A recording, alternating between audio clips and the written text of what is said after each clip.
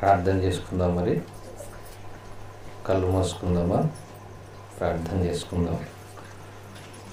ప్రేమగల తండ్రి, ఈ రాత్రి మీ పిల్లలతో కలిసి ఉండటం మీరిచ్చిన గొప్ప అవకాశం. ఈ సమయంలో మీ పిల్లలతో కలిసి మీ వాక్యమును ధ్యానించుచుండగా తోడుగా ఉండమని, విలువైన సంగతులతో మా హృదయాలు నింపుమని యేసుక్రీస్తు ద్వారా ఈ ప్రార్థన మీకు చేయించున్నాము తండ్రి. ఆమేన్. అందరికీ వందనాలు తెలియజేస్తాను. కొంచెం నవ్వండి అందరూ. నవ్వితే ఆరోగ్యం బాగుంటుందట. ఎప్పుడు బాధపడుతూ ఉంటే ఏ ప్రయోజనం ఉండదు. అందుకే లోకంలో ఒక సామెత,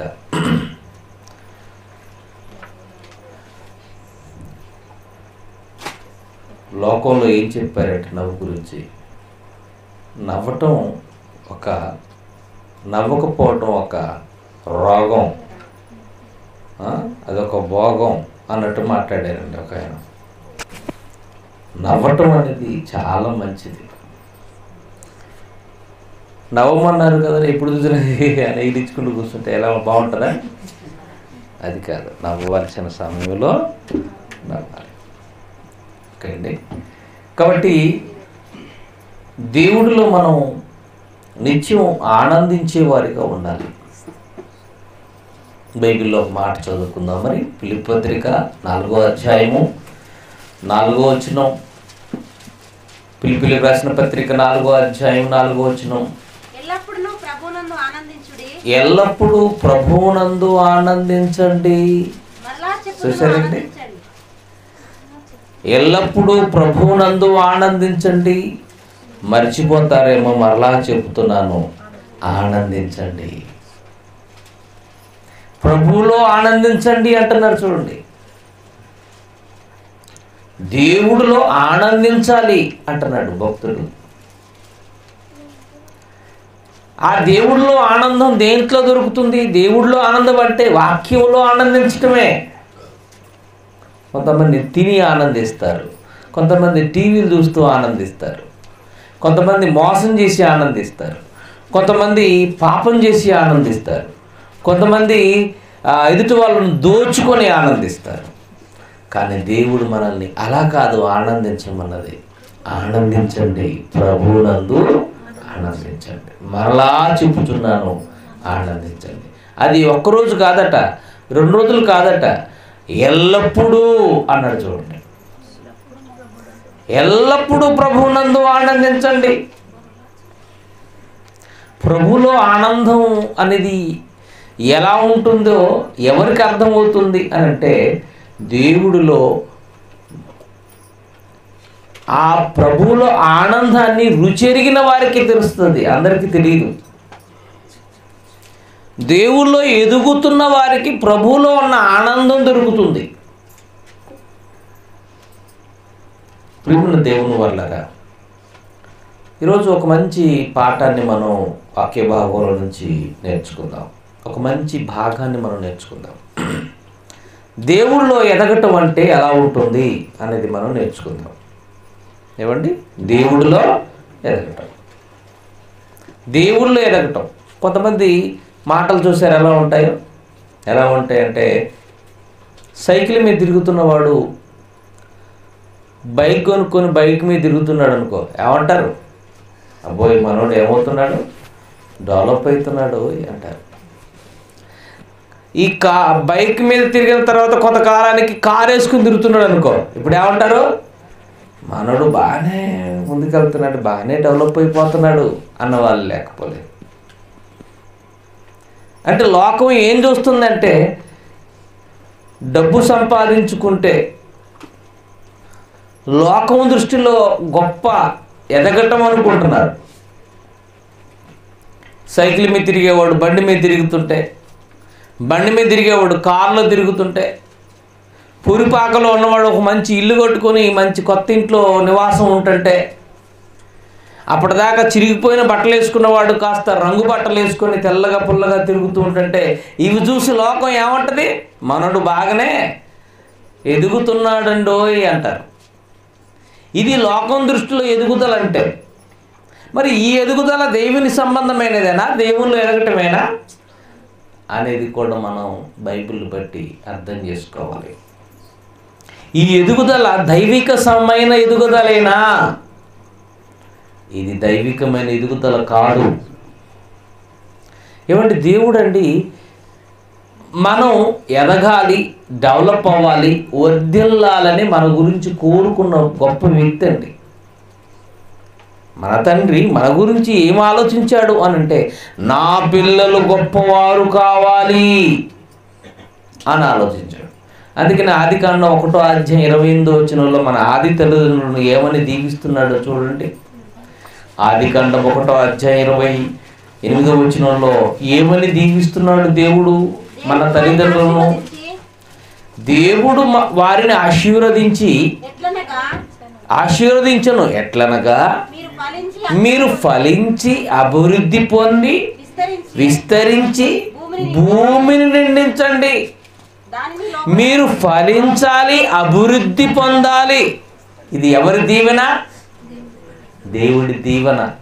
నా పిల్లలైన మీరు అభివృద్ధి పొందాలి, గొప్పవారు కావాలి. ఇది దేవుడు కోరుకున్నాడండి. అందుకని ఆదాముకు బ్లెస్సింగ్స్ ఇచ్చాడు. మన పిల్లల విషయంలో కూడా మనం కూడా అలాగే అనుకుంటాం కదండి. నా పిల్లలు ఏం కావాలి? గొప్పవారు కావాలి. ఒక గొప్పవారు కావాలని కోరుకుంటాం. కూలినాలి చేసుకుని కూడా పిల్లల్ని గొప్ప చేసుకుంటున్న తల్లిదండ్రులు ఎందరో మనం చూస్తున్నాం. కూలినాలి చేసి పిల్లల్ని బాగా చదివించి గొప్ప చేసిన తల్లిదండ్రులు ఎందరినో చూస్తున్నాం మనం. మనకే ఈ మనసు ఉంటే మరి దేవుడు కూడా మన విషయంలో మనందరం గొప్పవాళ్ళు కావాలనే కోరుకుంటున్నాడండి. మనందరం గొప్ప కావాలనే కోరుకుంటున్నాడు. కాబట్టి మన ఉన్నత స్థితిని కోరుకున్న మొట్టమొదటి వ్యక్తి ఎవరు అంటే దేవుడు. కాబట్టి మనమంతా దేవుడిలో ఎదగాలి. దేవుళ్ళో ఎదగటం అంటే ఎలా ఉంటుందో మీకు కొన్ని మాటలు నేను చూపిస్తానండి.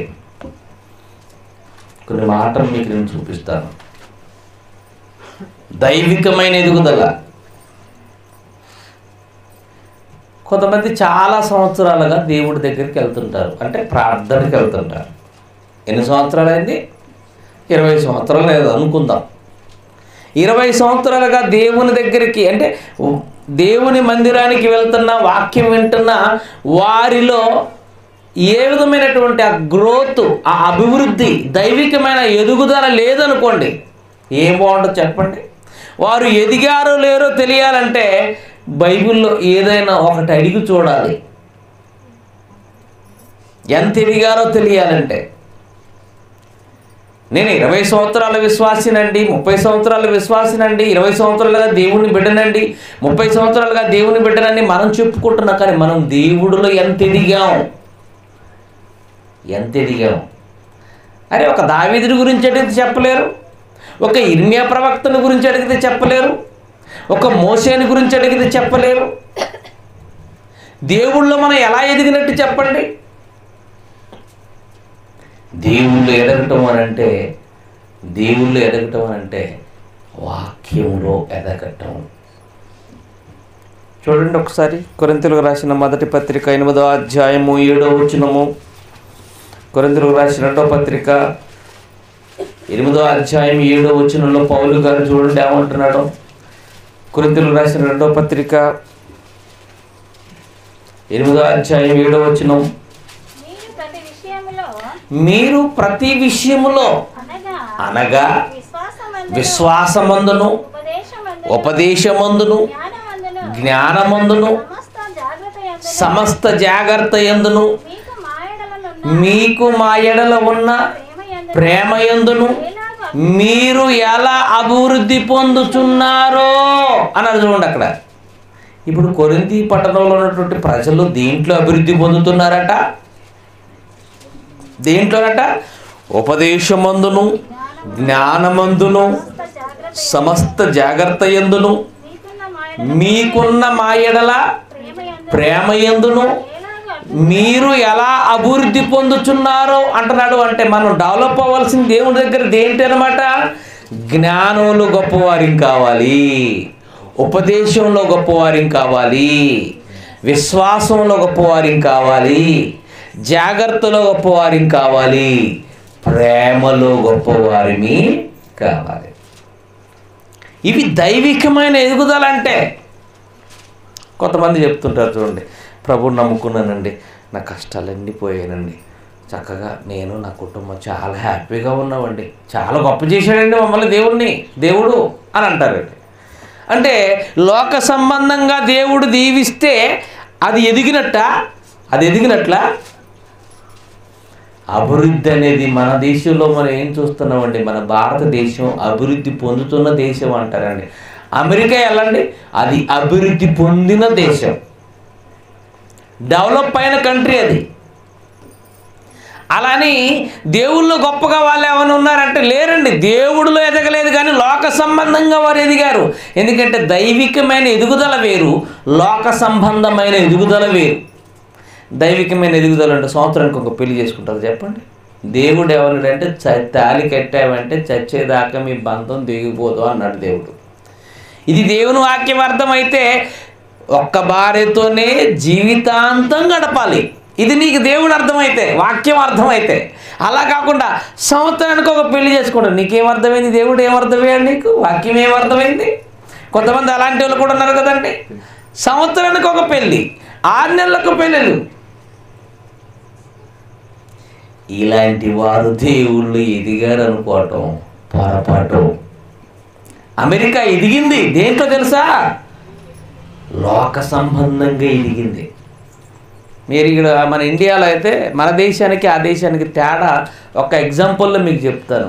మన ఇండియాలో అయితే పాలు కావాలంటే పొద్దున్నే గేదె దగ్గరికి వెళ్ళి పాలు పితికి అవి మనం తెచ్చుకుంటాం, లేదంటే పాల కేంద్రానికి వెళ్ళి తెచ్చుకుంటాం. ఇది మన దేశం. కానీ ఆ దేశంలో పాల కేంద్రానికి వెళ్ళటాలు, పాలు పితకటాలు, ఈ పనులే ఉండవు. మన ఇంటింటికి ట్యాబ్లు వేశారు కదా, మంచినీళ్ళ కోసం ట్యాబ్లు వేశారు కదా, అట్లా పాలు సప్లై చేయడానికి ట్యాబ్లు వేశారు ఆ దేశంలో. ఏంటి ఏం సప్లై చేయడానికి? పాలు సప్లై చేయడానికి. ఇక ట్యాబ్ తిప్పుకోవటం, పాలు పట్టుకోవడమే నీళ్ళలాగా. ఎంత డెవలప్ అయిపోయింది చూసారు అమెరికా. అదేంటండి మరి ఎన్ని పాలైనా తాగేయచ్చు అంటే అదేంటి కుదరదు. మీటర్, మన కరెంటుకి మీటర్ చూసారా, దానికి కూడా ఒక మీటర్ పెడతాడు. ఏమి డెవలప్ అయిపోయింది. మీటర్ తిప్పగానే అది రన్ అవుతూ ఉంటుంది. ఈ నెల ఎంత వాడుకున్న బిడ్డ కట్టు అని బిల్లు పంపిస్తాడు. కరెంటు బిల్లు లాగా పాల బిల్లు వచ్చేస్తుందండి మన ఇంటికి. అర్థమైందా? ట్యాప్లో పంపు నీళ్ళు వచ్చినట్టుగా పాలు వచ్చేస్తాయట. ఎంత డెవలప్ అయిపోయింది. ఇంకొకటి అదేంటండి, ట్యాప్లో పాలు వస్తాయి, ఎన్ని రోజులు నిలవ ఉంటాయి? ఆ దేశంలో పాలు 6 నెలలు నిలవ ఉంటాయి. మన దేశంలో పాలు 3 రోజులు కూడా నిలవ ఉండవు. అవునా? కాకబెట్టి ఆడబెడితే తెల్లారిసరికల్లా పాడైపోతాయి మన దగ్గర. అంత డెవలప్ కంట్రీ మనది. ఆ దేశం అయితే 6 నెలలు నిలవ ఉంటాయి. అంటే అమెరికా ఎదిగింది దేంట్లో ఎదిగింది? లోక సంబంధంగా ఎదిగింది. మరి దైవికంగా ఎదిగారు అనేది చెప్పాలంటే అండి వారి జీవితాలే వారికి సాక్ష్యం. అవునా? వారి జీవితాలే వారికి సాక్ష్యం. 60 ఏళ్ళలో కూడా పెళ్ళిళ్ళు చేసుకుంటారండి వాళ్ళు. అదేంటి విచిత్రం చూడండి. 60 ఏళ్ళు అంటే మనం చిన్నగా మోకాల నొప్పులని, ఆ నొప్పులని, ఈ నొప్పులని బాధపడుతుంటాం. కానీ ఆ వయసులో కూడా వాళ్ళకి పెళ్ళి ఆలోచనలు ఉంటాయి. ఎంత విచిత్రం. వాళ్ళు ఎదిగారు లోకంలో, దైవికంగా వారు ఎదగలే. అందుకనే పౌలు గారు మీరు దేంట్లో డెవలప్ అవ్వాలంటే ఉపదేశమందును, జ్ఞానమందును, సమస్త జాగ్రత్త యందును, ప్రేమయందును, విశ్వాసమందును మీరు ఎలా అభివృద్ధి పొందుతున్నారో అన్నాడు. డబ్బుంటే ఎదిగినట్టు కాదు, వ్యాపారం బాగా సక్సెస్ అయితే ఎదిగినట్టు కాదు, దేవుళ్ళలో ఎదిగినట్టు కాదు, అది లోకంలో ఎదిగినట్లు. లోక ఎదుగుదల దైవికమైన ఎదుగుదల అంటే ఎట్లా? తప్పు. కాబట్టి మనం దైవికంగా ఎదగాలి. మనం దైవికంగా ఎదుగుతున్నామండి. ఈరోజు చక్కగా బైబిల్ తీసుకొని ఇక్కడ కూర్చున్నారు, చాలా సంతోషం. ఇంటికి వెళ్ళిన తర్వాత మనం ఎంత ఎదిగామో, మరి ఇంటికి అడిగిపోతే ఒక్కసారి రహస్యంగా ఇంటికి వెళ్ళాలి, చెప్పకుండా ఇంటికి వెళ్ళాలండి. దైవ సేవకుడు విశ్వాసాలు ఇంటికి చెప్పకుండా వెళ్ళాలి, అప్పుడు తెలుతుందండి వాళ్ళ నిజ స్వరూపం. ఇంటికి వెళ్ళగానే ఏ గోలలో ఉంటారో, ఏ టీవీ హడావుడిలో ఉంటారో అప్పుడు దొరికిపోతారండి. టీవీలో ఇల్లుందండి, టీవీలో ఇల్లుందండి. ఈరోజు మనిషి ఎదగకపోవటానికి ప్రధానమైన 2 చెప్తాను మీకు, అది మీరు గుర్తుపెట్టుకోవాలి. వాటిని మీరు సాధ్యమైనంత వరకు దూరంగా పెట్టాలి. మొదటిది టీవీ, రెండవది సెల్ ఫోన్. అది సెల్ ఫోన్ కాదు, హెల్ ఫోన్. హెల్ ఫోన్ అంటే పాతాళానికి తీసుకెళ్ళిపోయేది, అది నరకానికి తీసుకెళ్ళేది. దేవుడేమో చదువుకోమని బైబిల్ చేతిలో పెడితే సైతాన్ గాడు కూడా పెట్టాడు, ఆడే సెల్ ఫోన్ మన చేతిలో పెట్టాడు. అది మనం దేవుడి పనికి ఉపయోగపడేదానికంటే లోక సంబంధమైన దానికి ఎక్కువ ఉపయోగపడుతుంది కదండి. నిజంగా మనకి ఎంత భక్తి ఉందంటే, ప్రార్థనలో కూర్చున్నప్పుడు ఫోన్ వస్తే ఇలా లేసుకొని పెద్ద ఎమ్మెల్యే బయటికి వెళ్ళిపోయి మాట్లాడుతుంటాడు మనం కదండి.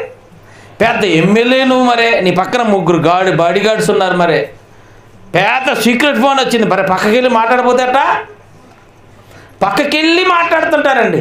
ఇది దేవుని సన్నిధే, చక్కగా దైవదాసులు వాక్యం చెప్తున్నారే అని ఆ ఫోన్ ఏమన్నా కాసేపు పక్కన పెడతామండి, అలాగ బయటికి వెళ్ళి మాట్లాడుతుంటామండి. పోయేటప్పుడు మళ్ళీ స్పెషల్ ఎఫెక్ట్ తన్నుకుంటూ పోతుంటారండి కొంతమంది. అప్పుడు వాళ్ళని తిరిగారో తెలిసిపోద్దండి, గాడిదలాగా ఉంది తన్నుకుంటూ పోతున్నారు, వాళ్ళు గొప్పగా ఎదిగారు దేవుల్లో. మీకు అర్థమైందా? ఈయన ఎదిగాడు, ఆవిడ కూడా ఎదిగింది. అరే చూడక తగిలింది అనుకుంటా, అది పెద్ద మనసు, అవునా? అలా అనుకుంటామండి. గాడిదలా ఉన్నాడు తన్నుకుంటూ పోతున్నాడు, గాడిదలా ఉంది తన్నుకుంటూ పోతున్నాడు. ఏమి ఎదిగారండి విశ్వాసులు, అర్థమైందండి? దేవుడేమో ఉపదేశంలో, జ్ఞానంలో, విశ్వాసంలో, జాగ్రత్తలో, ప్రేమలో నువ్వు ఎదగాలి అని కోరుకుంటే ఈరోజు మనం ఎదుగుతున్నాం. దేంట్లో లోక సంబంధంగా ఎదుగుతున్నాం. లోక సంబంధంగా అంటే నిజంగా మనం లోక సంబంధంగా ఎలాంటి మనసు కలిగి ఉంటామంటే మీకు నేను చెప్తానండి. లోక సంబంధంగా మన మెచ్యూరిటీ, మన ఎదుగుదల ఎలా ఉంటుందంటే మీకు ఒకటి చెప్తానండి. నేను సహజంగా అండి బట్టల షాప్కి బట్టలు కొనడానికి అసలు వెళ్ళనండి. మా ఆవిడని కూడా తీసుకొని పోనండి. నేను నాకు భయం అండి బట్టల షాప్కి వెళ్ళటం అంటే. ఎందుకంటే వీళ్ళు ఒక్కదానితో వదిలేటోళ్ళు కాదండి, పోతే ఒక్కదానితో వదిలేటోళ్ళు కాదు. ఒక్కసారి బలవంతంగా చెబితే తట్టుకోలేక వెళ్ళిపోయానండి మా ఆవిడతో. ఆడికి పోగల రకరకాల చీరలు చెప్తున్నాడు. ఇది బాహుబలి చీర, ఇది మిర్చి షర్టు, ఇది మరి ఇది ఆయనది, ఇది ఏనది, ఇది పెదరాయుడు పంచె, ఇది మొత్తం సినిమా పేర్లు చెప్తున్నాడండి. అంటే ఇన్ని రోజులు మా వాళ్ళంతా వేసుకుంటున్నంత సినిమా చీరలా అని అనిపించిందండి నాకు. సినిమా చీరలా చూసారండి? ఈ స్టైల్స్ అన్నీ ఇవన్నీ ఏంటనుకుంటున్నారు? ఇవన్నీ సినిమా ట్రెండ్ అండి, సినిమా ట్రెండ్. ఇది బాహుబలి సినిమాలో తమన్నా కట్టిన చీరండి అంటున్నారు. తమన్నా కట్టిందట. ఇప్పుడు మా ఆవిడ కట్టుకోవాలి, ఇప్పుడు ఆమెలాగా ఫీల్ అయిపోవాలి. నేను ప్రభాస్ లాగా, ఆవిడ తమన్నా లాగా, ఇప్పుడు ఇద్దరు డ్యూయట్ వేసుకోవాలన్నమాట. ఏంటి దరిద్రం, ఏంటి దరిద్రం! ఈ రంగు బట్టలు వచ్చేసిన తర్వాత అండి మనల్ని మాయ చేసి పడేశారండి. నిజంగా అండి, white and white safe, white and white safe ఎంత బాగుంటే అందరం దేవదూతలా కనపడుతుంటాం, అవునా? కొంతమంది ఉంటారండి నల్లటి చీర కొనుక్కుంటారండి. నల్ల చీరలు తెలుసు కదండి మీకు. అలపడం అక్కడ కట్టుకొని వస్తే ఉన్నది చెప్తున్నాను, కంగారపడం మాకండి. ఆ తల్లి ఉన్నదే నల్లగా, పైగా మన నల్ల చీర వేసుకొని వచ్చింది.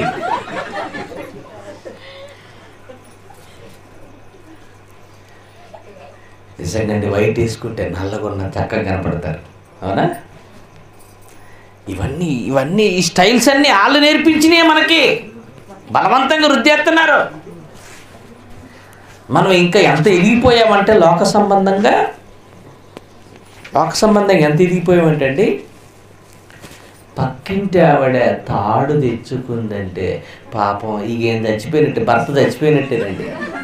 ఇంక ఇంటికి రాగానే పనికి పోయి డ్యూటీకి పోయి రాగానే షర్ట్లు ఎత్తేస్తుంటుంది, ఇక షర్ట్లు సౌండ్ చేస్తుంటుంది.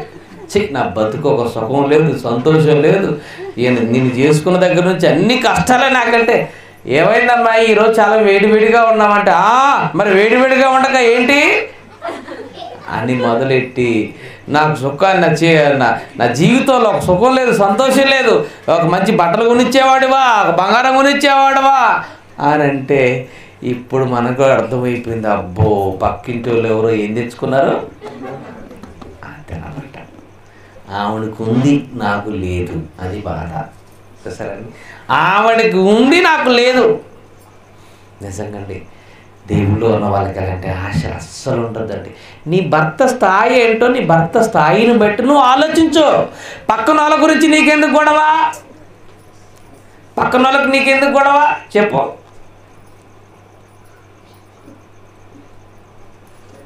ఎప్పుడు కూడా ఎదుటి వాళ్ళతో మనం పోల్చుకోకూడదండి, మన స్థితిని బట్టి మనం పోల్చుకోవాలి. యేసుక్రీస్తు గొప్పవాడయ్యాడు దేవుల్లో. యేసుక్రీస్తుకి ఏముంది చెప్పండి, లోకం ఏదైనా ఉందా? ఇప్పుడు ఆయన గురించి ఒక మాట ఎఫెసీ పత్రిక మరొకసారి చూడండి.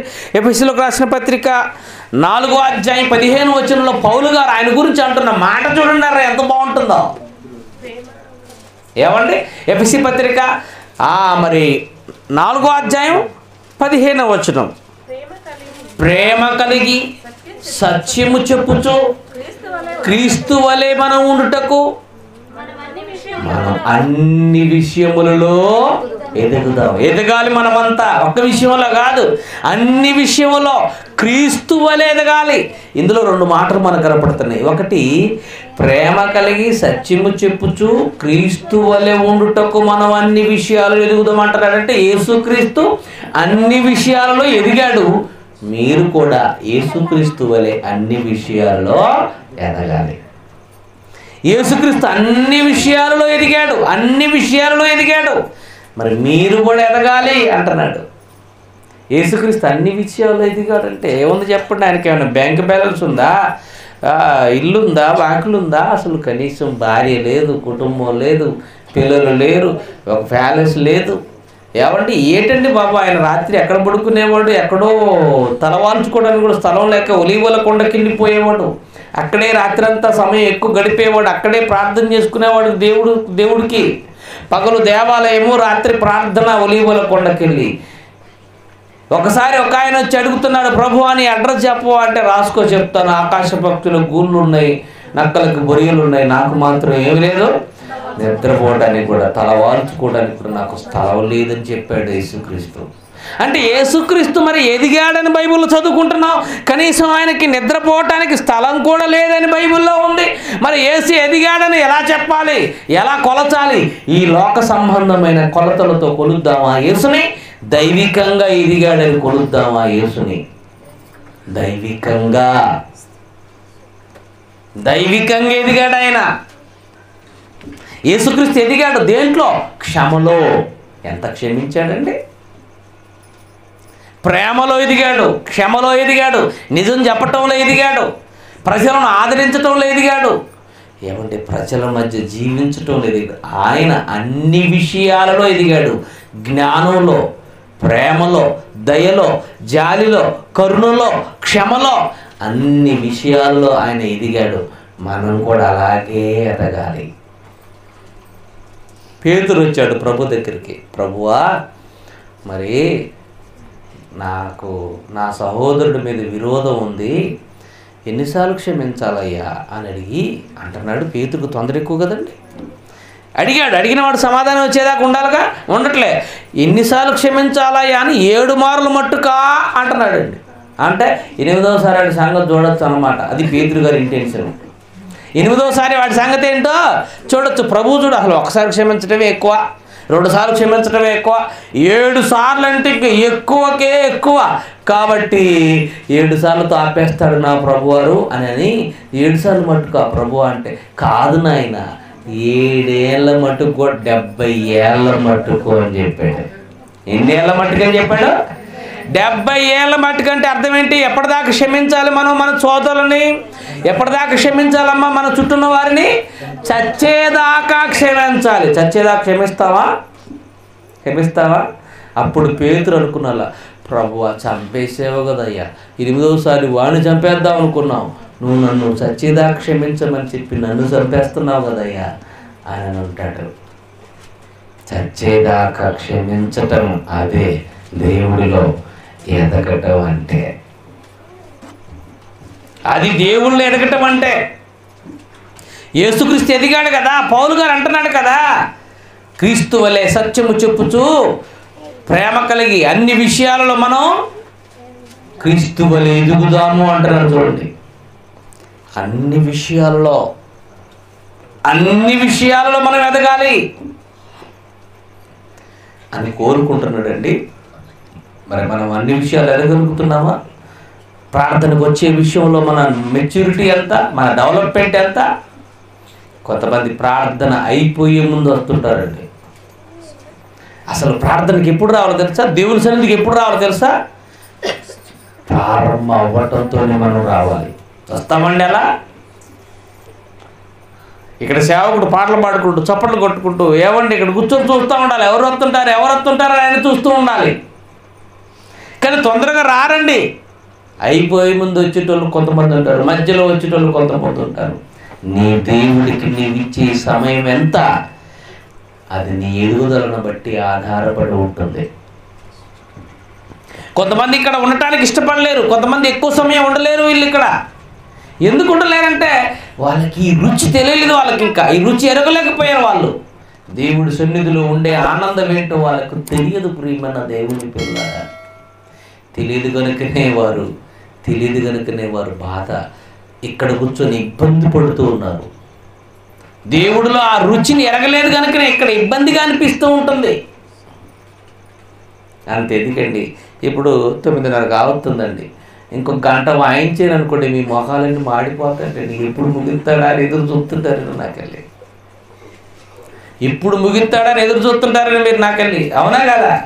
కడుపులో కాసేపు అయితే ఎలకల పరిగెడతా ఉంటాయి, ఆకలి అవుతూ ఉంటుంది. ఇటు నా వైపు చూస్తుంటారు, అటు వాచి వైపు చూస్తుంటారు. మీ మొహాలు మీకు ఒక్కోసారి ఇలా చూసుకుంటుంటారు. ఎప్పుడైనా ముగిస్తాడా, ఇక ఇంటికి వెళ్ళిపోదామా అనుకుంటారు. కానీ ఇక మీ ప్రసంగం అర్ధరాత్రి వరకు ఉంటుందంటే అంతే, సగం చచ్చిపోతారు. అవునా? మనం ఇంత ఎదిగామో దేవుడి సన్నిధిలో మనం గడిపే సమయాన్ని బట్టి కూడా తెలిసిపోతుంటుంది. నిజంగా దేవుళ్ళు ఎదిగిన వాడు ఈ చోటుని విడిచి ఇంటికి వెళ్ళటానికి అంత తొందరపడడు. దేవుని సన్నిధిని విడిచి వెళ్ళటానికి ఎక్కువ తొందరపడడు. తొందరపడుతున్నారంటే ఇక్కడ రుచి మనకు అర్థం కాలేదు. దేవుడిలో మనం ఇంకా గొప్పగా ముందుకు సాగలేకపోతున్నామని అర్థం. ప్రియమైన దేవుని పిల్లలారా, ఆలోచించండి. దేవుడిలో ఎదగటం దేవుడిలో ఎదగటం. కొరింథీయులకు రాసిన మొదటి పత్రిక 1వ అధ్యాయము 5-6 వచనాలు కూడా చదువుకుందాం. కొరింథీయులకు రాసిన మొదటి పత్రిక 1వ అధ్యాయం 5-6 వచనాలు చూడండి. మనల్ని ఎలా గొప్ప చేస్తున్నాడు దేవుడు. ఏమంటున్నాడు మన గురించి? క్రీస్తును గూర్చిన సాక్ష్యము మీలో స్థిరపరచబడినందున ఆయన యందు మీరు ప్రతి విషయములో అనగా సమస్త ఉపదేశములోను సమస్త జ్ఞానములోను ఐశ్వర్యవంతులైతిరి అంటున్నాడు మన గురించి. ఏమంటున్నాడు? ఐశ్వర్యవంతులైపోయారు, మీరు గొప్ప వాళ్ళు అయిపోయారు అంటున్నాడు. చూడండి, దేంట్లో మనం గొప్ప వాళ్ళం అవుతున్నాం, ఐశ్వర్యవంతులు అవుతున్నాం? ఉపదేశంలోను జ్ఞానంలోను మనం గొప్ప వాళ్ళని. ఒక దైవ సేవకుడు 1 గంట ప్రసంగం చేశాడంటే మీకు ₹1,00,00,000 ధనాన్ని ఇచ్చాడని అర్థం. అంతే కదండి? ₹1,00,00,000 ధనాన్ని మీకు పంచి పెట్టాడని అనుకుంటారు. అంతగా ఫీల్ అయిపోతామండి. మనం ₹1,00,00,000 ధనాన్ని సంపాదించుకుని ఫీల్ అయిపోతామండి. ఆదివారం రోజు కూడా ₹200 కూలి కోసం ఈ ధనాన్ని వదిలిపెట్టుకుని పోతామండి మనం. పోయిన వారు లేరా? ఆదివారం రోజు కూడా ఏం చేస్తుంటారు? కూలి పోతుందని ఉరుకుతుంటారండి. నిజంగా మనిషి మనసు ఎలాంటిది అంటే అర్ధరాత్రి ఊళ్ళో ఎవడైనా బియ్యం పంచుతున్నాడంటే పడుకున్నోడు కూడా లేచి అడిపోయి నిలబడతారు. ఫ్రీగా బియ్యం పంచుతున్నారంటే, ఫ్రీ అంటే చాలండి వెళ్ళిపోతారు. మనిషికి 5 కేజీలు పంచుతున్నారండి సాంబ మసూరా అని అనగానే ఎవరు పడితే వాళ్ళు లేచి వెళ్ళిపోతారు. నిద్ర కూడా మేలుకొని వెళ్ళిపోతారండి. అదే అర్ధరాత్రి కనుక ప్రకాష్ అన్న గారు ప్రియమైన సంఘ బిడ్డలారా ప్రార్థన కూడిక ఇప్పుడు ప్రారంభించేవారంటే అయ్యగారికి ఏం పని లేదు, ఎప్పుడు ఆళ్ళపాల లేదనుకుంటా. ప్రార్థన ఎప్పుడు ఒక టైమింగ్ తెలియదు అయ్యగారికి, అయ్యగారికి అనుకుంటారు కదండి. నాకు తెలిస్తే అండి అయ్యగారులు కూడా కొంచెం తెక్కుండి ఎప్పుడు పడితే అప్పుడు ప్రార్థన పెడితే నిజంగా విశ్వాసులు ఎవరు తెలిసిపోతుందండి. మీకు అర్థమైందిగా? టైం అంటే ఏమి లేదు, ఎప్పుడు ఎన్నో చేస్తే అప్పుడు రావాలి ప్రార్థనకి అనాలండి. అని అర్ధరాత్రి 12 ఒకసారి, మధ్యాహ్నం 12 ఒకసారి, సాయంత్రం 5 గంటలప్పుడు ఒకసారి, రాత్రి 9 ఒకసారి ఇలా ప్రార్థనకి అనౌన్స్మెంట్ చేయాలి. అప్పుడు నిజంగా భక్తులు ఎవరు తేలిపోతారు కదా. బయట ఫ్లెక్సీ పెట్టి ఆరాధన సమయం ఇంతవరకు 10 గంటల నుంచి 1 గంట వరకు అని పెట్టి, శుక్రవారం రోజున 7 గంటల నుంచి రాత్రి 10 వరకు అని బోర్డు పెడితే ఆ టైమింగ్ చూసుకుని రావటమే పెద్ద కష్టమైపోతుంది మనకి. ఇంక ఎప్పుడు పడితే ఎప్పుడు ప్రార్థనలు పెడితే వస్తాము మనం చెప్పండి? వస్తామండి? కాబట్టి ప్రియులారా, మీరు జ్ఞానంలోనూ ఉపదేశంలోనూ ఏమైపోయారంటున్నాడు పౌలు గారు వారిని? ఐశ్వర్యవంతులయ్యారు మీరు అంటున్నాడు. చూడండి, మనల్ని దేవుడు తన వాక్యంలో గొప్ప చేసి మీరు ధనవంతులు అంటారు. ప్రపంచంలో గొప్ప ధనవంతుడు ఎవరో తెలుసా? అంబానీ కాదు. ప్రపంచంలో గొప్ప ధనవంతుడు ఎవరంటే వాక్యాన్ని ఎంత సంపాదించుకున్నాడో, వాక్యం ఎవరు ఎక్కువ సంపాదించుకుంటూ వాడే ధనవంతుడు. దేవుని వాక్యాన్ని ఎక్కువ ఎవరు సంపాదించుకుంటారో వారే ధనవంతులు. ఇది ఏంటనుకుంటున్నారు? బైబిల్ అనేది ఏంటనుకుంటున్నారు? దేవుడు మనకిచ్చిన ధన నిధి. ఇది ఒక నిధి. దేవుడు మనం సంపాదించుకోవడానికి మనకిచ్చిన నిధి ఇది. ఈ నిధి మనకి ఇప్పుడు సరిగ్గా ఉపయోగపడట్లేదు అనుకుని చాలామంది పక్కన పెడతారు. నిజంగా అండి, ఇది సంపాదించుకోవాలి మనమంతా. ఈ పాస్టర్ గారు మీరు ఇబ్బంది పెట్టేయాలి. ఏమని తెలుసా? మాకు వారంలో 2 రోజులు కాదు 3 రోజులు పెట్టాలి ప్రార్థన, ఇబ్బంది పెట్టాలి. మీరు అడగాలి ఆయన దగ్గరికి వచ్చి. మీరు అలా అడుగుతారా? మీకే చెప్పాలి, అమ్మ ప్రార్థన రండి అమ్మ, ప్రార్థన రండి అమ్మ, ప్రార్థన రండి అమ్మ. అసలు ఆయన చెప్పటం కాదు, మీరు అడగాలి. ఏమని? ఈరోజు మాకు బైబిల్ని నేర్పించండి, వారంలో 2 రోజులు నేర్పించండి, వారంలో 3 రోజులు నేర్పించండి అని అడగాలి. మీరు అడిగారా ఎప్పుడైనా? దేవుళ్ళు గొప్ప కావటం అంటే అదే. దేవుళ్ళు గొప్ప కావటం అంటే అదే. దేవుళ్ళు గొప్ప కావాలి. అందరి దగ్గర బైబిల్ ఉన్నాయండి? అందరి దగ్గర బైబిల్స్ ఉన్నాయి. అందరూ బైబిల్ తప్పనిసరిగా అందరి దగ్గర ఉండాలి. బైబిల్ లేకోకుండా ప్రార్థనకి రాకూడదు. ఖచ్చితంగా అందరి దగ్గర బైబిల్ ఉండాలి. ఫంక్షన్కి వెళ్ళేటప్పుడు బంగారం ఉండి పెట్టుకోకుండా పోతామా చెప్పండి? మరి ఫంక్షన్ అంటే టిప్పు టాపులు తయారైపోయి అప్పటి వరకు బీరులు పెట్టిన కాస్ట్లీ చీర వరకు తీసుకొని ధరించుకొని చక్కగా అలంకరించుకొని బయటికి వెళ్ళి ఫంక్షన్ అంటే ఏంటి అంత ఇంట్రెస్ట్? మరి మన దేవుడి దగ్గరికి వెళ్ళేటప్పుడు కనీసం బైబిల్ పట్టుకొని రాకూడదా మనం చెప్పండి? రావాలి కదండి, బైబిల్ పట్టుకొని రావాలి తప్పనిసరిగా. ఇది ఆయుధం. ఇది భక్తులైన మనకి ఇది ఏంటిది? ఇది ఆయుధం. దేవుడు మనకిచ్చిన ఆయుధం ఇది. అందుకనే 149వ కీర్తన 9వ వచనంలో చూడండి ఏమంటున్నాడు? బైబిల్ పట్టుకొని రావాలి మనం అంతని చెప్పటానికి 149వ కీర్తన 9వ వచనంలో చూడండి ఏమంటున్నాడో. 9వ వచనంలో చూడండి ఏమంటున్నాడో. 149వ కీర్తన 9వ వచనము త్వరగా చదవాలి. విధింపబడిన తీర్పు వారి మీద నడుపుటకు వారి చేతిలో రెండంచుల గల ఖడ్గమున్నది. ఆయన భక్తులందరికీ ఘనత ఘనత ఇదే. అబ్బా, ఎంత మంచి మాట. ఇది ఇలా పట్టుకొని మనం దేవుని సన్నిధికి వెళ్తుంటే ఘనత మనకి. ఇది ఇలా పట్టుకొని వెళ్తుంటే ఘనత. నిజంగా బైబిల్ ఇలా పట్టుకొని కానీ బైబిల్ చంకలో బ్యాగ్ పట్టుకొని బ్యాగులో చంకలో అందులో బ్యాగ్లో బైబిల్ పెట్టుకుని చంకకు తగిలించుకుని సంచి తగిలించుకుని వచ్చేవాళ్ళంటే నాకు భలే ముచ్చట కనిపిస్తుందండి. భలే ముచ్చట కనిపిస్తుందంటదండి. ఈ రోజులు ఏమైపోయిందంటే రోజులు మారిపోయాయి చూడండి. అంత టెక్నాలజీ వచ్చేసి నాకు ఇప్పుడు బైబిల్ కనిపించట్లేదు. ఇందాక చదువుతూ తప్పు చదివానండి నేను. ఇందాక మధ్యాహ్నం వాక్యం చెప్పినట్టు తప్పు చదువుతున్నాను నేను. కనిపించట్లేదు నాకు. కలదురు పెట్టుకుంటే తప్ప స్పష్టంగా నాకు కనపడదు.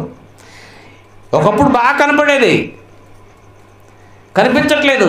ఇప్పుడు ఏమైపోయిందంటే బైబిల్ కూడా రకరకాల బైబిల్స్ వచ్చేది. రకరకాల బైబిల్ అంటే బైబిల్ తప్పని కాదండి. ఒకటి చిన్నగా ఉంటుంది, ఒకటి పెద్దగా ఉంటుంది. అక్షరాలు అసలుకే మనకి కళ్ళు కనపడలేదండి. చిన్న చిన్న అక్షరాలతో ఉన్న బైబిల్ తెచ్చుకుంటే ఇంకేం బాగుంటుంది చెప్పండి? పెద్ద తెచ్చుకోవాలండి. నిజంగా కళ్ళు కనపడే వాళ్ళందరూ పెద్ద తెచ్చుకోవాలి. బైబిల్ తీసుకొని రావాలి. బైబిల్ని మనం ఎంత ప్రేమిస్తున్నాం నిజంగా. నాకు పోస్టర్ల మీద కూడా పాంప్లెట్లలో కూడా బైబిల్ ఇలా పట్టుకొని ఫోటో దిగటం ఈ ఫోటో పెట్టించుకోవటం నాకు ఇష్టంగా అనిపిస్తుంది. ఇలా పట్టుకొని గుండెలకు హత్తుకొని రావాలి బైబిల్ పట్టుకొని దేవుని దగ్గరికి. అర్థమవుతుందమ్మా? ఒక ఆవిడ ప్రార్థనకు వచ్చేటప్పుడు అండి బైబిల్లో డబ్బులు కూడా పెట్టుకుని వస్తారు కదండి. ఎలా పెట్టుకుని వస్తారు? జేబులాగా ఉంటాయి కొన్నిటికి, లేదా లోపల జేబులాగా ఉంటాయి. ఇలా బైబిల్ పట్టుకొని ప్రార్థనకు వచ్చేటప్పుడు విద్యుత్తో రాడికి గుడి ముందుకు రాగానే రాయి దగ్గర కింద పడిపోయింది. కింద పడగానే బైబిల్ కాస్త ఏమైపోయింది? కింద పడిపోయింది. బైబిల్ కాస్త కింద పడగానే అందులో ఉన్న చిల్లర కూడా కింద పడిపోతుంది. అంత దూరం పడింది. బైబిల్ లేపి దొరుకుతుంది, చిల్లర తీసి కలకత్తుకుంటుంది. బైబిల్ తీసి ఏం చేస్తుందమ్మా? దులుపుడు. ఇటొకటి ఇచ్చింది, ఇటొకటి ఇచ్చింది. చిల్లర తీసి ఏం చేస్తుందమ్మా? అబ్బా, ఇప్పుడు ఎవరిని ఎక్కువ ప్రేమిస్తున్నారు? అర్థమైపోవట్లేదు. బైబిల్ కింద పడితే దులిపేస్తుంది. అయ్యో నా దేవుని గ్రంథం కింద పడిపోయింది అని నిజంగా అండి ఆ చెంగు తీసుకుని తోడవాలి. అది నిజంగా ప్రేమ ఉంటే. అదే నేను బిడ్డ కింద పడిపోతే ఏం చేస్తావు? రోడ్డు మీద నడిచుకుని పోతున్నప్పుడు దారి కింద పడితే ఏం చేస్తావు? నీ చేతిలో ఉన్న దస్తీతో తోతలేదు, నీ చెంగుతోనే నీ కుమ్మలు కొడుకుని తుడుతావు మట్టి అంటితే. ఎందుకు? ప్రేమ. నీ దేవుడి గ్రంథాన్ని ఎంత ప్రేమించావు. దీన్ని కాల్ చేస్తున్నారు తెలుసండి. కొంతమంది కాలుస్తున్నారు, మూర్ఖులు ఉన్నారు. కొంతమంది బైబిల్ కాల్ చేస్తున్నారు. కానీ నీవు వారేమో తెలియక కాలుస్తున్నారు. నువ్వు దీనికి ఏం విలువిస్తున్నావు? అదే దేవుడు అంటున్నాడు, విధింపబడిన తీర్పు వారి మీద నడుపుటకు వారి చేతిలో ఏముంది? రెండంచుల గల ఖడ్గం ఉన్నది. తన భక్తులైన వారికి ఘనత ఇదే. బైబిల్ పట్టుకున్నాడానికి ఎందుకు చెప్పండి సిగ్గు? ఎందుకు చెప్పండి? ధైర్యంగా చెప్పుకోవాలి, గర్వంగా చెప్పుకోవాలి, ఆనందంగా చెప్పుకోవాలి. తాలిగట్టిన తర్వాత మీ ఆయన పేరు ఏంటంటే మా ఆయన చెప్పరు అంటే అటు గురించి చెప్పండి. తాలిగట్టేశాడు, పేరు చెప్పండి, పేరు చెప్పాలి. మీ ఆయన ఎవరంటే చూపించాలి. 10 మందిలో ఉన్న దిగే ఆయనే. అంతే కదండి. మనకు లోకం నేర్పిన నీతి ఆయనే. దేవుని బిడ్డలో మనం అంతా మనకి ఇంకా సిగ్గుపడటం ఎందుకు? ధైర్యంగా బైబిల్ పట్టుకొని దేవుని సన్నిధికి మనం వెళ్ళాలి. దేవుళ్ళు ఎదగటం అంటే దీన్ని చదవాలి, ధ్యానించాలి. చదువుతున్నారా ఇంటి దగ్గర? చదువుతున్నారా అమ్మ? దీన్ని చదువుతున్నారా మీరు ఇంటి దగ్గర? ఎంత చదువుతున్నారో మీ బైబిల్ ఇస్తే నేను చెప్తా. ఎందుకంటే బైబిల్ బాగా రోజు చదివే వాళ్ళ బైబిల్ కాస్త పాత పడిపోతుంటుంది, పేపర్లు నలిగిపోతుంటాయి, అండర్లైన్ చేసుకుంటారు, చిరిగిపోతుంటుంది. ఎప్పుడు చూసినా కొత్తగా ఉందంటే అమ్మ ఎప్పుడు తీయట్లేదు అన్నమాట. ఇంటికి తీసుకెళ్తే ఆడ పెడుతుంది, ఎడ తీస్తుంది, ఆడ పెడుతుంది, ఆడ నుంచి తీసుకొస్తుంది, ఆడపోయి పెడుతుంది. అదనమాట సంగతి. అవునా? మీరు బైబిల్ ఎంత చదువుతున్నారో మీ బైబిల్ ఇస్తే నేను చెప్తాను. బైబిల్ బాగా నేర్చుకోవాలి, చదువుకోవాలి. బాగా చదువుకోవాలి. దీన్ని చదువుతారా? చదవరండి. నిజంగా ఇంటి దగ్గర మనం చేసే కార్యక్రమాల్లో మొట్టమొదటిది ఇప్పుడు ఎన్ని గంటల నుంచి వస్తుందని తెలుసా అండి? కరెక్ట్గా 7:30 నుంచి 8 గంటల వరకు ఒక సీరియల్ వస్తుందటండి. నేను ఒక చోట ప్రార్థనకి వెళ్తే వాళ్ళు చెప్పుకుంటారండి. ఆ సీరియల్ పేరు కార్తీక దీపం.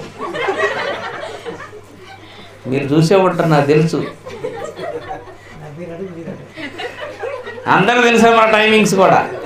కార్తీక దీపం. మేము ఒకచోట ప్రార్థనకి వెళ్ళాము. గిరిజీవన్ నన్ను తీసుకెళ్ళాడు ఒక చోట ప్రార్థన తీసుకెళ్ళిపోతే వాళ్ళు అక్కడ చెప్పుకుంటున్నారు కార్తీక దీపం సీరియల్ వస్తున్నారు. లేదయ్య గారు, మళ్ళీ మొదటి నుంచి చేస్తున్నారని వాళ్ళు చెప్తున్నారు. అంటే బాగా చూస్తున్నారు అన్నమాట, వాళ్ళు కూడా గట్టిగా చూస్తున్నారు అనమాట. మనం ఒకచోట ప్రార్థనకి వెళ్ళిపోతే 8 దాకా రారండి విశ్వాసులు, మా విశ్వాసులు. ఎందుకంటే ఒక సీరియల్ వస్తుందండి, అది చూసిన తర్వాతనే వస్తారట అండి మంచి భక్తులు. ఇల్లు అది చూసిన తర్వాతనే వస్తారట. ఇట్లాంటి వాళ్ళు ఉన్నారండి. కార్తీక దీపం ఏమొచ్చింది? అరగంట కూర్చొని ఏమంటే శ్రద్ధగా చూస్తాను. ఏమన్నా వచ్చిందా? వాళ్ళ ముఖానికి రంగులు పూసుకొని నటించినందులో డబ్బులు వచ్చినాయి. నీకేమొచ్చింది? ఏమీ రాలే. నెలకు 150 రూపాయలు డిష్ బిల్లు వదిలింది. అవునా?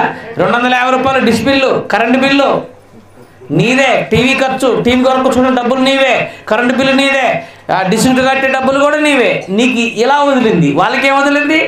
డబ్బులు వచ్చినాయి. వాళ్ళకి డబ్బులు వచ్చినాయండి. ఈరోజు దీన్ని చూడమని, దీన్ని చదవమని, ఇది నిన్ను గొప్ప చేస్తుందని దేవుడు చెబితే, ఇది పట్టుకుంటే చాలు నీకు ఘనత తెస్తుందని దేవుడు చెబితే, పట్టుకుంటేనే, చేతిలో పట్టుకుంటేనే ఘనత అని దేవుడు అంటున్నాడంటే, ఇందులో ఉన్నదంతా తలకెక్కించుకుంటే ఇంకెంత బాగుంటుంది చెప్పండి? ఎంత గొప్ప వాళ్ళమైతే చెప్పండి. ఇది నిన్ను గొప్ప చేస్తుంది తప్ప నిన్నెవ్వరు ఈ లోకంలో గొప్ప చెయ్యలేరు. తెలుసుకోవాలి అంతా. ఈరోజు మన మనసంతా ఈ పనికిమాలిన వాటిపై పెట్టి నిజంగా మనం దేవుళ్ళు ఎదగలేకపోతున్నామండి. కాబట్టి మీరు దేవుళ్ళు ఎదగాలనే ఈ మాటలు మీకు నేను చెబుతున్నాను. అయితే ఇక దేవుళ్ళు ఎదగాలంటే ఏం చెయ్యాలో 1-2 మాటలు చూపిస్తాను ఇక నేను. ఓకేనా? ఏం చేయాలి? ఒక్కసారి మీ చేతిలో ఉన్న బైబిల్ ఇప్పు చూడండి. పేతురు రాసిన మొదటి పత్రిక 2వ అధ్యాయము మొదటి 2-3 వచనాలు చదువుకుందాం. పేతురు రాసిన మొదటి పత్రిక 2వ అధ్యాయం మొదటి 2 వచనాలు. ప్రభు దయాళుడని మీరు రుచి చూచి ఉన్న యెడల సమస్తమైన దుష్టత్వమును, సమస్తమైన కపటమును, సమస్తమైన వేషధారణను, అసూయను, సమస్త దూషణ మాటలను మాని కొత్తగా జన్మించిన శిష్యులను పోలిన వారై నిర్మలమైన వాక్యమును పాల వలన రక్షణ విషయములో మనం ఎదుగు నిమిత్తము ఆ వాక్యమనే పాలన మనం ఏం చేయాలి? ఆపేక్షించాలి. ఎదుగు నిమిత్తం వాక్యమనే పాలన మనం ఏం చేయాలంటున్నాడు? ఆపేక్షించాలి అంటున్నాడు.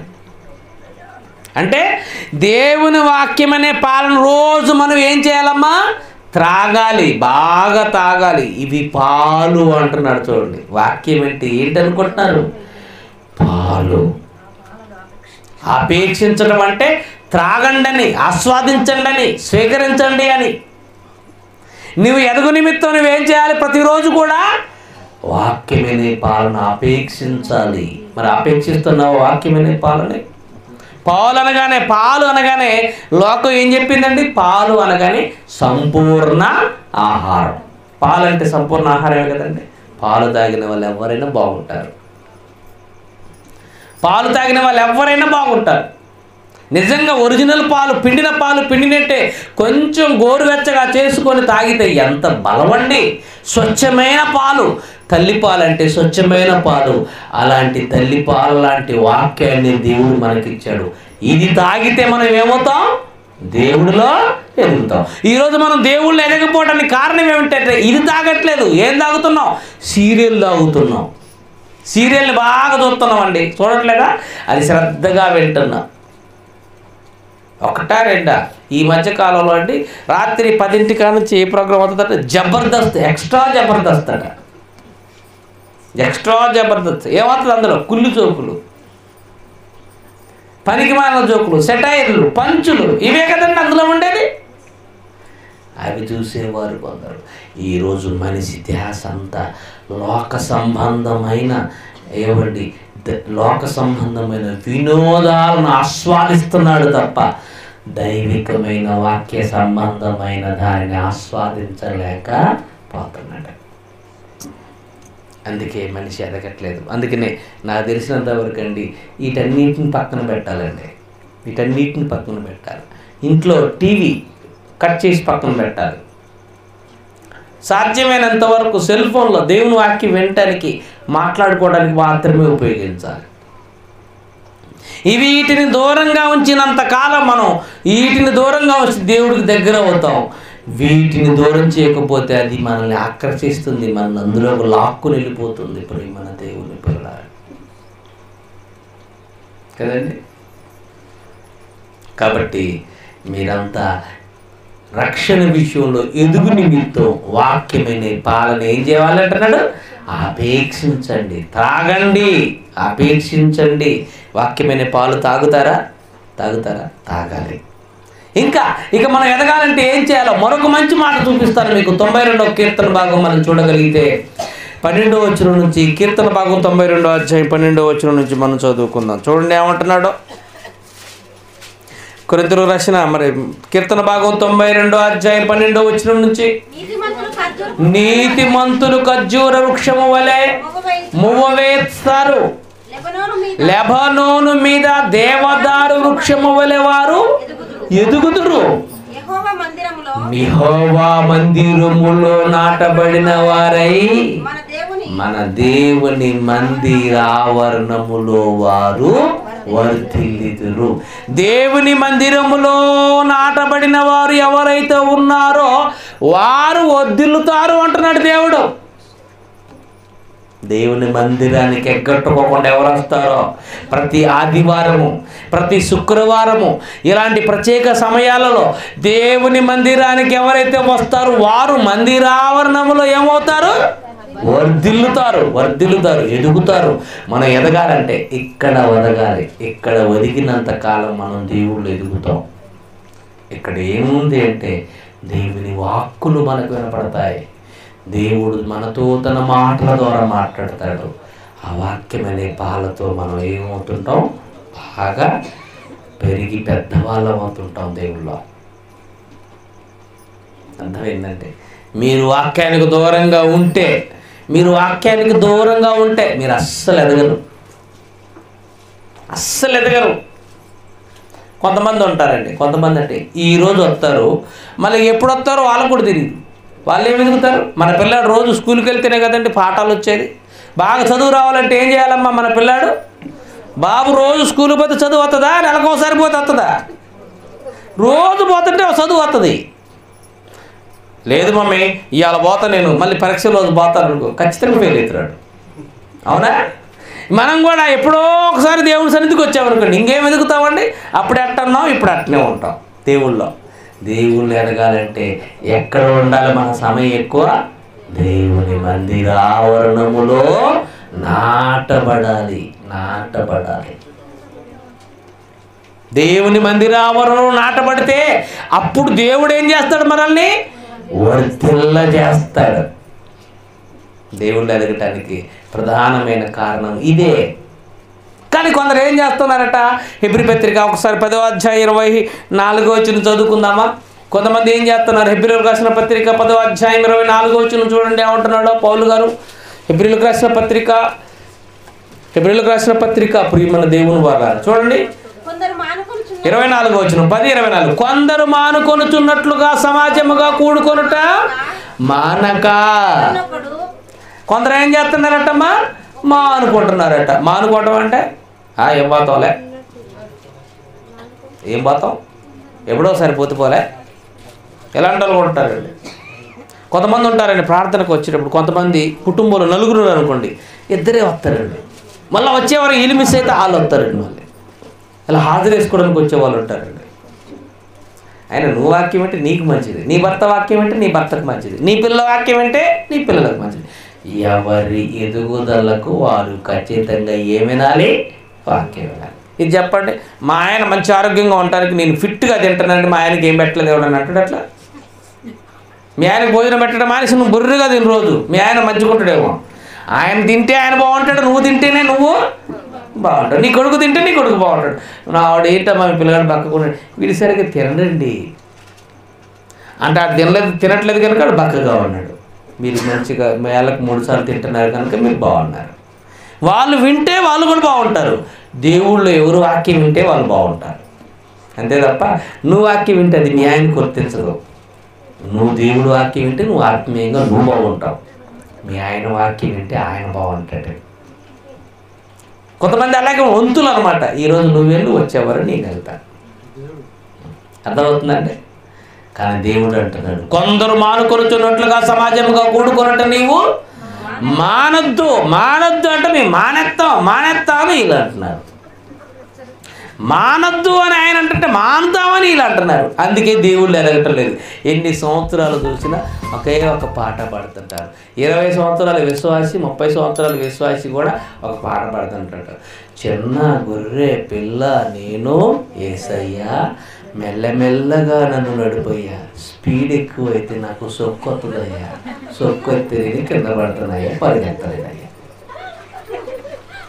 నువ్వు 20 సంవత్సరాల విశ్వాసి చిన్న గొర్రె పిల్ల అట్టేతో వదకు దేపడ్డ గొర్రెవి కావాలి, కోయటానికి సిద్ధపడిన గొర్రె కావాలి. గొర్రెల కాపరి గొర్రెలు కాస్తున్నాడు, దానికి 2 ఏళ్ళు వచ్చినాయి. ఇప్పుడు ఇది ఏం కావాలి? ఆడదైతే మంచి పిల్లలు పెట్టే గొర్రె కావాలి. అదే పోతైతే ఏం కావాలి? అమ్మకానికి కొయ్యటానికి మంచి దిట్టగా తయారై ఉండాలి. దాన్ని చూస్తున్నాడు వల్ల దీన్ని ఎప్పుడు అమ్ముదాం ఎప్పుడు చేస్తానో ఆడికి అనిపించాలి. అట్ట కాదు, అట్ట ఎందుకుంటామండి? ఎన్ని సంవత్సరాలు చూసినా నిన్ననే పుట్టిన గొర్రె పిల్ల, చిన్న గొర్రె పిల్ల నేను యేసయ్యా, మెల్లమెల్లగా నన్ను నడిపోయా. చిన్న గొర్రె పిల్లవా? పౌలు గారు అన్నాడు, మేము దినమెల్లా ఉదింపబడిన వారము వదకు తేబడిన గొర్రెలమై ఉన్న, వదకు సిద్ధంగా ఉన్న గొర్రెలం. బలిపేట ఎక్కాల్సిన గొర్రెవి కావాలి. మెడకాయ కోయించుకునేంత గొప్పగా గొర్రెగా నువ్వు ఎదగాలని ఆయన కోరుకుంటే, లేదు ప్రభు నేను చిన్న గొర్రెనయ్యా నన్ను తప్పించాయా. కొంతమంది ప్రార్థన చూసి సిలువ సాటునంటూ మరుగుపరచయ్యా. ముందుకు రావా నువ్వు? అది ఎక్కవా? సిలువ సాటున ఎప్పుడు సాటే, ఎప్పుడు పైకి రావిక. దేవుడిలో గొప్పవాడి కావాలి నువ్వు. ఈసారి వచ్చినప్పుడు చెప్తాను, నువ్వు మోసే సిలువ ఏందో నీ మెల్ల వేసి పంపిస్తా. నేను ఈసారి అన్నయ్య పిలిస్తే మీ అందరికి సిలువ చూపించి పంపిస్తా. మీ అందరికి ఒక సిలువ ఉంది తెలుసా మీకు? మీరు పోయవలసిన సిలువ మీ చెంతనే ఉంది, కానీ అది సిలువ అన్న సంగతి మీకు తెలియదు. సిలువను మోసేవారిగా మనం తయారు కావాలి. వదకు తేపడ్డ గొర్రెగా తయారు కావాలి. అది ఎదగటం అంటే. కాబట్టి ప్రియమైన దేవుని పిల్లలారా, దేవుణ్ణి ఎదగటం ఎలా? వాక్యం అనే పాలన అపేక్షించటం ద్వారా మనం ఎదుగుతాం. దేవుని మందిరంలో నాటబడిన ఒలీవల మొక్కల వల్ల మనం ఎదగాలి అంటే దేవుని మందిర ఆవరణలో మనం నాటబడాలి. అప్పుడు మనం వర్ధిల్లుతాం. ఇక్కడ వాక్యం విని ఇక్కడ నాటబడిన వాడు ఎదుగుతాడు. రోజు స్కూల్కి వెళ్ళిపోయిన వాడికి చదువు ఏ విధంగా అయితే వస్తుందో, దేవుడి దగ్గరికి వాక్యం వినటానికి ఎవరు ఎక్కువగా వెళ్తారో వారు దేవుడిలో ఎదుగుతారు. వాక్యం విన్న వారు ఎదగరండి.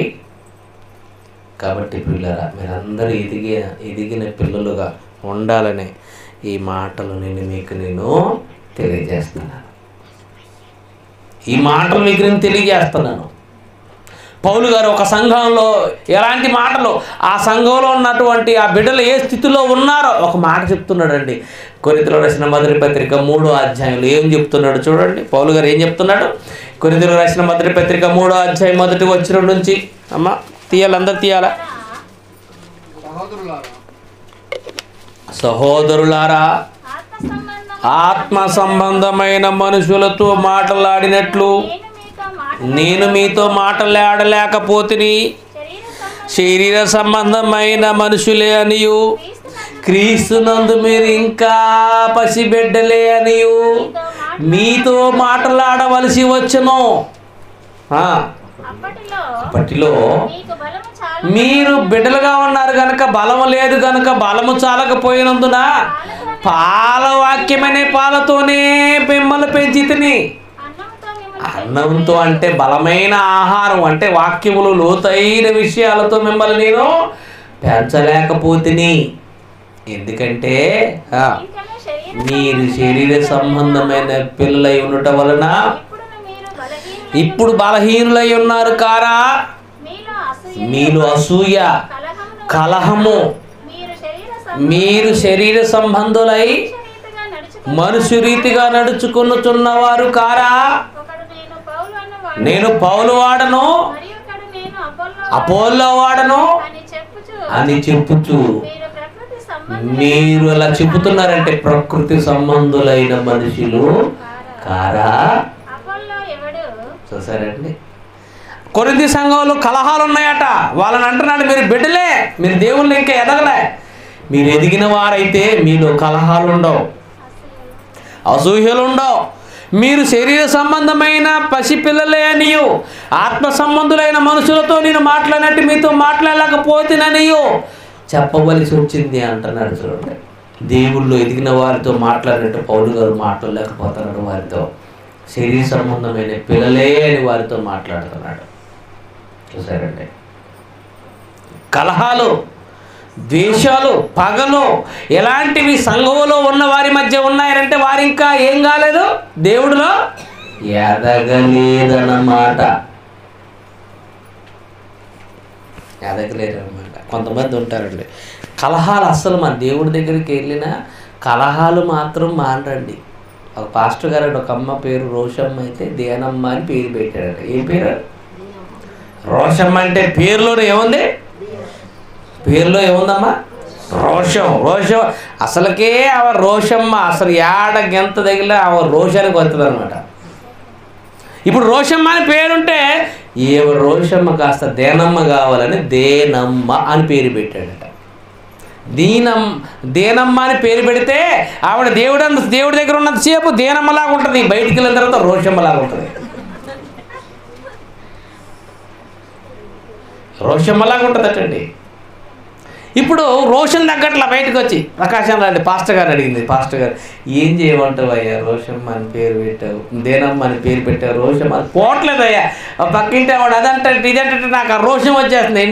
ఏం చేయాలి అంటే నేను ఒక మంత్రం చెప్తామ్మా, నేను ఒక సూత్రం చెప్తామ్మా, అది నువ్వు పాటించమ్మా అనగానే అప్పుడు చెప్పాడు పాస్టర్ గారు ఏమంటే, ఎవరైనా రోషానికి వచ్చి నేను ఏదైనా అన్నాను అనుకో, నువ్వేం చేయాలి తెలుసా, ఎవరైనా తిట్టగానే వెంటనే హల్లెలూయా అనమ్మని చెప్పాడటండి. ఏమనమని చెప్పాడమ్మా? హల్లెలూయా అనమని చెప్పాడట. ఇప్పుడు ఇటుపోయింది. ఇక పక్కింటి ఆవిడకి ఏమనికి అసలుకే పడదు, కోడి మీద పెట్టి తిడుతుంది ఆవిడ. ఈ కోడి పాడుగాను ఎప్పుడు చూసినా మా ఇంటి వైపు వస్తుంటుంది, మా ఇంటి వాకిలే చిలుగుతుంటుంది, అది తిడుతుంటే ఏమైనా కోపం వచ్చి మనసులో అనుకుంటుంది హల్లెలూయా. ప్రాక్టీస్ మొదలుపెట్టింది అనమాట. సంతోషం. ఇక కోడి అయిపోయింది, కుక్క మీద మొదలుపెట్టింది ఆవిడ. మళ్ళీ ఏమన్నది ఆవిడ? హల్లెలూయా అన్నదట. ఇలా కంటిన్యూ అయిపోతుంది. ఇక ఈవిడ ఆమె ఏదన్నా కానీ ఏమంటుంది, ఈవిడ హల్లెలూయా అంటుంది. ఇప్పుడు ఆమె అనుకుంటుంది ప్రార్థన పోతుంది కదా, పాస్టర్ గారు కొత్త తిట్టు నేర్పించుంటాడు, ఇది కొత్త రకం తిట్టు అయి ఉంటుంది అని అనుకొని ఇక రోషానికి రాకపోతే ఏంటి నన్ను హల్లెలూయా అని తిడుతున్నావు, నాకు కాదు హల్లెలూయా, నీ అమ్మకు హల్లెలూయా, నీ నాన్నకు హల్లెలూయా, నీ తాతకు హల్లెలూయా, నీ మొత్త తాతకు హల్లెలూయా, నీ ఫ్యామిలీకి హల్లెలూయా అన్నదట. అర్థమైందా? మొత్తానికి ఇద్దరు కలిసి హల్లెలూయా అనేటువంటి పదాన్ని ఏం చేశారు చూసారా? కూలి చేసేసారు. అర్థమైందండి? కాబట్టి దేవుడి దగ్గరికి వచ్చి ఎదగటం అంటే నిజంగా అలాగే, అలా తగ్గించుకోవటమే. అర్థమైందండి? ఎవరేమన్నా అలా చూసుకోపోవటమే. రోషానికి వచ్చావు అంటే నువ్వు ఇంకా ఏం కాలేదమ్మా, రోషమ్మ కాస్త దేనమ్మ కాలేదనమాట. దేవుళ్ళు ఎదగలేదు. ఎదగటం అంటే అదే దేవుళ్ళ. కాబట్టి పౌరుషానికి పోమాకండే, ఎదుటి వాళ్ళని బట్టి మీరు ప్రవర్తన మార్చుకోమాకండే, ఎదుటి వాళ్ళు అట్టుండగలిగి మేము కూడా అట్టుండాలి అనుకోమాకండి. వాళ్ళు పెద్ద టీవీ కొనరు, మేము కూడా పెద్ద టీవీ కొనాలి. ఆ మంచి నెక్లెస్ కొనుక్కు, నేను కూడా నెక్లెస్ కొనాలి. ఆవిడ వాళ్ళ ఆయన లోపరుచుకుంది, కంట్రోల్లో పెట్టుకుంది, చెప్పు చేతలు నేను కూడా అట్నే చేసుకోవాలి. లేకపోతే ఆవిడ మొత్తం ఇంట్లో రింగ్ మాస్టర్ ఆవిడే, నేను కూడా అట్నే ఉండాలి. లేకపోతే వాళ్ళు బాగా సంపాదించుకొని నేను కూడా. ఇలాంటి శరీర సంబంధమైన ఆలోచనలు మనం మానుకుంటే దేవుళ్ళో మనం ఎదుగుతాం. లోక సంబంధమైనది ఏది మన జీవితంలో కనిపించకూడదు. దైవ సంబంధమైనదే మనకి కనపడాలి. అర్థమైందండి? కాబట్టి దేవుళ్ళు ఎదగాలంటే మీరంతా కూడా దేవుని వాక్యాన్ని బాగా వినాలని, దేవుని మందిరావరణలో ఎక్కువ సమయం గడపాలని ఈ మాటల ద్వారా నేను తెలియజేస్తున్నాను. దేవుళ్ళు గొప్ప కండి, మీరంతా దేవుళ్ళు గొప్ప కండి. మీరు మీ సంఘం దేవుళ్ళు గొప్పవారు కావాలని నా మనస్ఫూర్తిగా నేను కోరుకుంటున్నాను. మీరు ఎదిగితే సంతోషించే మొట్టమొదటి వ్యక్తి ఎవరు అంటే మరి ప్రకాష్ అన్న గారు, తర్వాత దేవుడు. వీరే మొట్టమొదటిగా మిమ్మల్ని చూసి ఆనందించేవారు. నిజంగానే ఒక మాట చదువుకొని ముగించేసుకుందాం. యోహాను రాసిన మొదటి పత్రిక, యోహాను రాసినటువంటి మొదటి పత్రిక 3వ పత్రిక చదువుకుందామా? లేకపోతే 3వ పత్రిక 1వ అధ్యాయం ఉంటుంది కదండి, మొదటి 2 వచనాల్లో 2వ వచనం చదువుకుందాం. 3వ పత్రిక, యోహాను రాసిన 3వ పత్రిక 2వ వచనం. ప్రియుడా,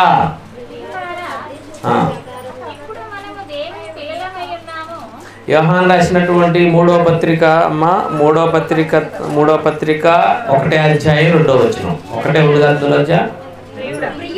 ప్రియుడా, నీ ఆత్మ వర్ధిల్లుచున్న ప్రకారము నీవు అన్ని విషయములలో వర్ధిల్లుచు సౌఖ్యంగా ఉండవలనని ప్రార్థించుచున్నాను. నీవు సత్యమును అనుసరించి నడుచుకొనుచున్నావు కనుక సహోదరులు వచ్చి నీ సత్య ప్రవర్తనను గూర్చి సాక్ష్యము చెప్పగా విని బహుగా సంతోషించితిని. నా పిల్లలు సత్యమును అనుసరించి నడుచుకొనుచున్నారని వినుట కంటే నాకు ఎక్కువైన సంతోషం ఏమున్నది? అబ్బా, మీ సంఘాపరి ప్రకాష్ అన్న గారికి, సంఘంలో ఉన్న బిడ్డలందరూ కూడా సత్య ప్రకారంగా ప్రవర్తిస్తున్నారని వినుట కంటే ఎక్కువ సంతోషం ఏముంది చెప్పండి? ఫలాని కుమార్తె, ఫలాని సోదరుడు సత్య ప్రకారంగా ప్రవర్తిస్తున్నాడని తెలియగానే ఎవరైనా చెబితే విని సంతోషించే మొట్టమొదటి వ్యక్తి ఆయనే, ఆ తర్వాత దేవుడే. మీ సత్య ప్రవర్తన బాగున్నప్పుడు, వాక్య సంబంధంగా మీ ప్రవర్తన ఉన్నప్పుడు, మీరు అన్ని విషయాల్లో ఎదిగి గొప్పగా జీవిస్తున్నప్పుడు మిమ్మల్ని చూసి సంతోషించే వ్యక్తి ఎవరు అంటే మీ సంఘ కాపరి, పరలోకంలో ఉన్న మన దేవుడు. కాబట్టి మీరు గొప్పగా జీవించాలని ఈ మాటల ద్వారా మీకు నేను తెలియజేస్తున్నాను. దేవుడిలో ఎదగటం అంటే ఇదే. ఓకేనా? మరొకసారి వచ్చినప్పుడు మంచి సందేశం చెప్పుకుందాం, ప్రార్థన చేసుకుందాం, ముగించుకుందాం. ప్రేమగల తండ్రి, మీకే వందనములు, స్తోత్రములు. మీ పిల్లలకు నేను చెప్పవలసిన మాటలు నేను చెప్పాను తండ్రి. విని ఆనందించేవారుగా సహాయం చేయండి. విని ఆనందించి అనుసరించేవారుగా సహాయం చేయండి. వాక్య ప్రకారంగా బ్రతకడానికి కృప చేయండి. వారిని గొప్ప చేయండి. మీ యందు గొప్పగా జీవించడానికి వారికి సహాయం అనుగ్రహించండి. కావలసిన ప్రతి విధమైన సహాయం దయచేసి కాపాడండి. సంఘాన్ని నడిపిస్తున్న సంఘ కాపరి ప్రకాశాన్ని గారిని జ్ఞాపకం చేసుకోండి. ఈ ప్రాంతంలో మా BYI తరపున నాయకుడిగా ఉండి నడిపిస్తున్న గిజ్జునన్న గారిని, అదేవిధంగా తనకు తోడుగా ఉన్న వైస్ ప్రిన్సిపల్ అబ్రహాం అన్న గారిని, వారికి యొక్క సంఘమును, వారి కళాశాలను మీరు జ్ఞాపకం చేసుకోండి. దేవా, ఈ ప్రాంతం అంతా సత్యం కొరకు ప్రయాసపడుతూ ఉంటుండగా మీ పిల్లలకు తోడుగా ఉండండి. ప్రకాష్ అన్న మరి ఫెలోషిప్లో ఒక యాక్టివ్ పర్సన్గా ఆయన సేవకులందరినీ కూడా ఒకటి చేస్తూ నీ కుమారుడు పడుతున్న ప్రయాస మరి సత్యాన్ని ఆ సేవకుల మధ్య తీసుకెళ్ళటానికి ఒక కారణం అవుతూ ఉంది. నీ కుమారుడు ఎంతో ఓపికతో సహవాసంలో కొనసాగుతూ ఆ బాధ్యతలన్నీ నెరవేరుస్తూ ఒక మంచి కోఆర్డినేషన్ సేవకులకి మరి సహాయకారిగా ఉండటానికి, ఏదైనా సమస్య వచ్చినప్పుడు ఫెలోషిప్ తరపున నాయకుడిగా పరిష్కరించడానికి స్టేషన్కి వెళ్ళాల్సిన పరిస్థితులు ఏర్పడ్డా, మీడియా దగ్గరికి తీసుకెళ్ళవలసిన పరిస్థితులు ఏర్పడ్డా, ఏ విధమైనటువంటి సమస్యలు ఏర్పడిన తండ్రి మరి తనకున్నటువంటి చాకచక్యంతో జ్ఞానంతో నీ కుమారుడు సేవకులు ఎంతగానో ఆదరిస్తూ నాయకుడిగా కొనసాగుతూ ఉంటున్నాడు. తనను, తన కుటుంబాన్ని, తన పరిచయం మీరు జ్ఞాపకం చేసుకోమని వర్ధన చేయమని ప్రార్థిస్తూ ఉంటున్నాం. తనకు మీరు అప్పగించిన ఈ చిన్న మంద గొప్ప మందగా, గొప్ప సంఘముగా తీర్చబడటానికి సహాయం చేయండి. తనకి ఇచ్చిన 2 మగబిడ్డల్ని, మరి అక్కగారిని, జీవిత భాగస్వామి అక్కగారిని జ్ఞాపకం చేసుకోండి. నీ కుమారుడు తన కుటుంబాన్ని మరి దేవుళ్ళు నడిపిస్తూ, సంఘాన్ని నడిపిస్తూ ఉంటున్నాడు. తనకు కావాల్సిన అవసరతలు మీరు తీర్చండి. పిల్లలకు మంచి భవిష్యత్తును దయచేయండి. వివాహం కొరకు ఎదురు చూస్తున్నారు. వివాహం జరగటానికి కుమారుడికి, పెద్ద కుమారుడికి సహాయం చేయండి. ఇక వారి కుటుంబంలో ఏ అవసరత ఉన్నా, ఎక్కడున్నా మీరు తీర్చండి. మీ పని కొరకు అవసరమైన ప్రతి సహాయం నీ కుమారుడికి అందించి ఆయన కాపాడతారని ప్రార్థిస్తూ, ఈ యొక్క సభలో పాల్గొన్న ప్రతి కుమార్తెను, కుమారుని దీవించుమని, బయట ఎంతోమంది కూర్చున్నారు వారిని మరి కూడా నాయన జ్ఞాపకం చేసుకొని నీ కృపలో వర్ధల చేస్తారని ఆశపడుతూ, నిత్యం మీ మాటలు వినేబరిగా మీ సన్నిధిలో మరి కూర్చొని మీ మాటలు వింటూ గొప్పవారు అవటానికి సహాయం చేయమని, మీ కుమారుడు రాకడ ఆలస్యమైతే మళ్ళీ ఇలా మేము కలుసుకొని మీ మాటలు వినే భాగ్యాన్ని మీరు అనుగ్రహిస్తారని ఆశపడుతూ, తిరిగి నాయన ప్రయాణమై మా గమ్యానికి చేరటానికి సిద్ధపడుతున్నాం. తోడుగా ఉండమని, మళ్ళీ మీ చిత్తమైతే కలుసుకునే భాగ్యమును అనుగ్రహించమని నీ చేతులకే సమస్తాన్ని అప్పగించుకుంటూ యేసుక్రీస్తు ద్వారా ఈ ప్రార్థన మీకు చేయుచున్నాము తండ్రి. ఆమేన్.